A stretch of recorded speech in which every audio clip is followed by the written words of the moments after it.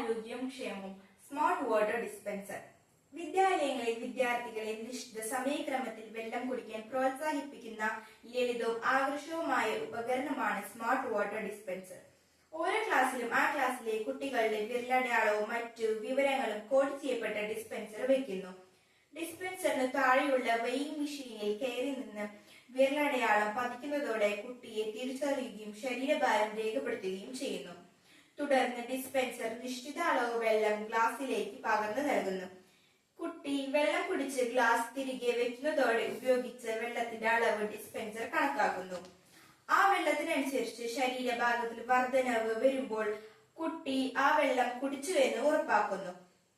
കുടിച്ച വെള്ളത്തിനനുസരിച്ച് കുട്ടികൾക്ക് പോയിന്റ് നൽകുന്നു.